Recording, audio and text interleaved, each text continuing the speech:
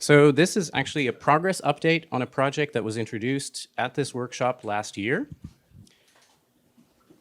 And I think it's also kind of a missing link for a lot of the things that we've discussed so far, because we've seen a lot of work on connectomics, we've seen work on what are you going to do once you have a whole brain emulation and all that, but we've been missing this link of translating from a connectome to dynamic networks. And I believe this is also what's necessary to make that fast R&D approach happen, because you need to have things that you can measure directly, you can tell exactly what kind of progress you're making. And this is an example of what happens. I think many of you have seen this paper before. This is a paper by Lee et al. Where they do some wonderful work on connectomics. They're mapping from, they're doing EM in the fruit fly, then they're tracing cells, and then they even map those cells over to an activity atlas so that they can get a lot of ideas about what types of cells these are, how they work, and so forth, and they can make predictions about downstream activity and whatnot. But what you don't get is you don't get specific models of what's happening in the fruit fly. You don't get these dynamic networks that we'd really love to have. Meanwhile, if we really want to make progress, if we want to accelerate progress in whole brain emulation, what we need is we need end-to-end examples, at least one, showing that it's possible. And we need to be able to validate from ground truth so that we know that when we're generating something, creating a network, it's not just some claim that, okay, we regenerated, we built a thing, we reconstructed, but it's the real thing, it's what we're looking for. So the goal of emulation is to reconstruct working neural circuits that process information and reproduce cognitive behavior, and ideally sample specific, so particular animal, getting the same memory back, for example. And the problem that I'm talking about here, we're calling that the translation challenge. It's the translation from the data that you measure to the model that is functional, that you can run. So that's this one step further from the 3D reconstruction. How can you measure progress on this kind of translation? Well, if we had a known ground truth system, if it's C. elegans or whatever else, if we had one at least, and you can apply validation metrics and you know what those metrics are, then we can make measurable progress. The kind of progress that you see in AI, for example, when you have data sets that we understand, like there are a bunch of bicycles and cars and trees and things like that, and you can work with that. And ideally, you want to have ground truths where sometimes there are simpler problems and more complicated problems because your methods may not work in a very difficult problem, the kind that you see in fruit fly. And then if something's wrong, well, where's the error? Where's the mistake? What's the problem? Now, I have been asked, why do you generate ground truth? Why would you do something like what our project is aiming for, which is generating data sets in a science where ground truth is synonymous with biological sample? And the reason here is that we're not trying to discover new circuits in the fly. This isn't something about science that gives us a Nobel Prize. Instead, this is about competitive method testing. And we need to have not just ground truth, but fully known ground truth. We need to know what you're supposed to find. Same as in AI, where you have data sets where you know what you're supposed to find. This is the advantage of AI. It's always about data that we understand. And that's what you're teaching your methods to find. So then you could ask, okay, generative, don't you only get out what you put back in? Well, we hope so. If you can at least give us back what we put in, then we're making progress. If you can't even give that back, let's say, for example, that you claim you have a way of extracting from the fruit fly some memory that the fruit fly has learned.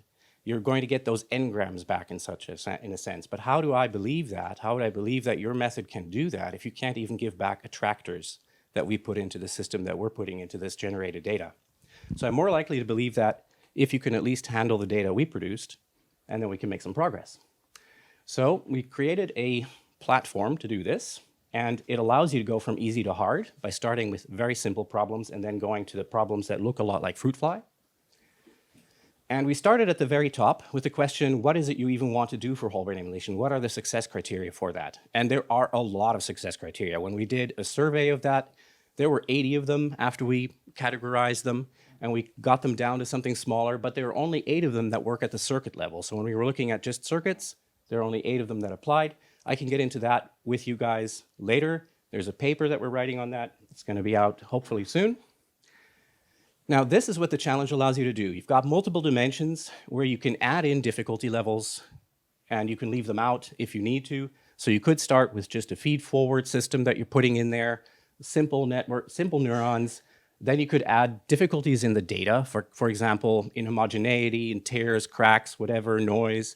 Or you could have systems where there are many compartments per cell, so it's extremely complicated, lots of branching, a lot of winding around one another, densely wrapped together.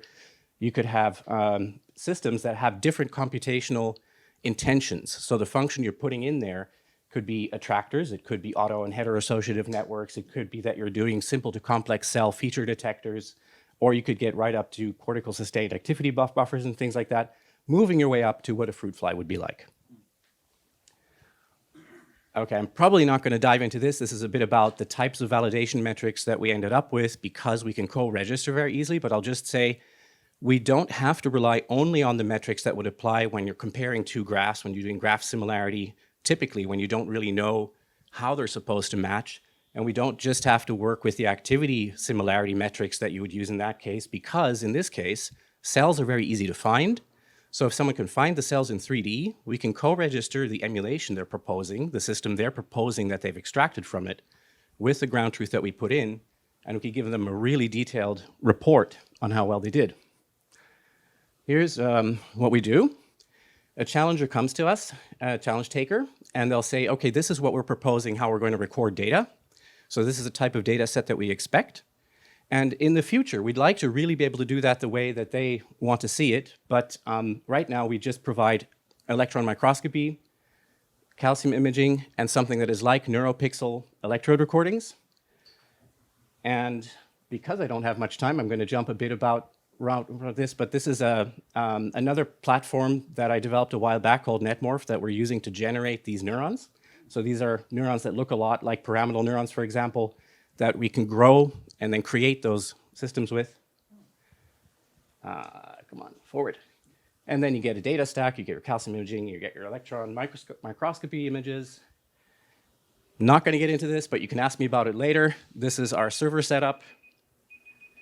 And okay, here's how someone would take the challenge. But I'm just going to say we've gotten to the point where we're just building examples now. And my phone is telling me that my time is up. So I just want to say we're at the point now where we've worked on this for a year and we've basically put in our own blood, sweat, and tears and our own money, but we really need to get funded at this point. And it's actually something that is structured like a prize. You've got challenges at different levels, so you can give people prizes for competing and doing well on it.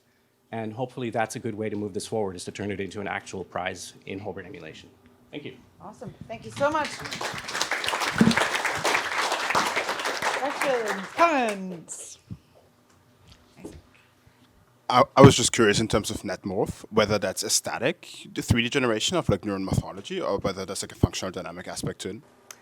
NetMorph is a platform that uses statistical rules to grow growth cones and generate a neuron, basically from its day zero state to a later state. And typically you just grow something out, make connections between neurons, and then that's what you have. That's your So it's a static 3D. It creates a static 3D thing, yeah. Is the plans for like integrating that with the dynamic functional? Well, we run the dynamics on it using Nest. Nest is the software platform that we're using that was made at Jülich Forschungszentrum. They're working with us to keep improving that, because they want the part where they can get the data generation out of it that we're doing, and we get the simulation platform from them. So yeah, we're running it on that.